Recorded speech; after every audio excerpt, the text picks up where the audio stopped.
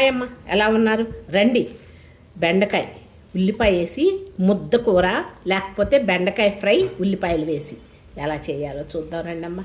చాలా కమ్మగా ఉంటుంది. తగినంత నూనె వేసుకోండి బెండకాయ గురికి.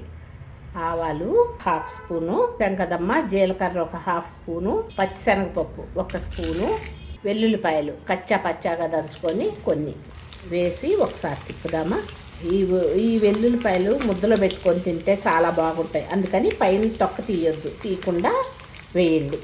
చిన్న చిన్న ముక్కలుగా కోసి 2 ఉల్లిపాయలు వేద్దాం. పెద్ద ఉల్లిపాయలు 2 వేసాను, చిన్న ఉల్లిపాయలు అయితే 4 వేసుకోండి.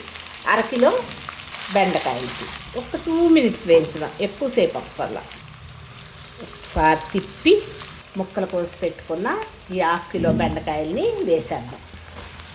తొందరగా మగ్గిపోతానికి మీకు తగినంత ఉప్పు, మీ టేస్ట్లు బట్టి ఉప్పు వేసుకోండి అమ్మ. తగినంత ఉప్పు వేయండి. ఒకసారి తిప్పుదామా.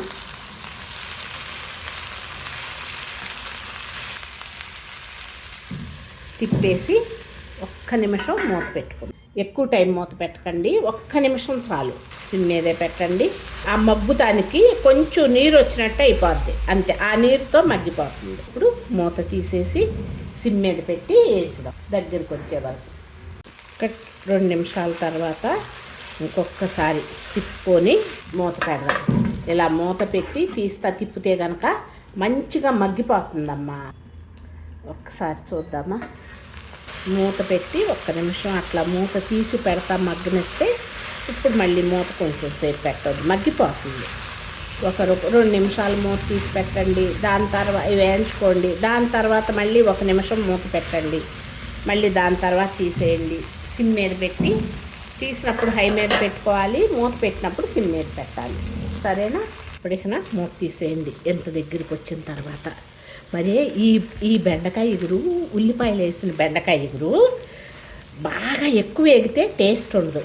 ఇప్పుడు ఈ టైంలో పచ్చిమిరపకాయలు, కారాన్ని ఎంత కారం ఇష్టమైతే అంత, కరివేపాకు వేసుకోండి. వేసుకొని ఒకసారి ఇలా తిప్పుకోండి.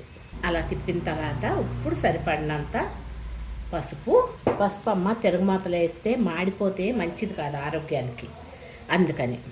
అలాగే కొంచెం కారం వేయండి. వేసి ఒకసారి తిప్పండి. హై మీద పెడదాము. ఇప్పుడు హై మీద పెట్టుకోండి. తిప్పుకునేటప్పుడు ఎప్పుడైనా హై మీద పెట్టుకొని తిప్పుకోండి బెండకాయ ఎగురు. ఎందుకనంటే మిగతా టైంలో సిమ్ మీద పెడతాం కదా, అందుకని. ఉప్పు కారాలు అడ్జస్ట్ చేసుకొని ఇంకొక 5 మినిట్స్ సిమ్ మీదే పెట్టండి. ఇప్పుడు ఇలా మూత తీసి లాస్ట్ కదా, అందుకని. చూడండి వేగింది కదా.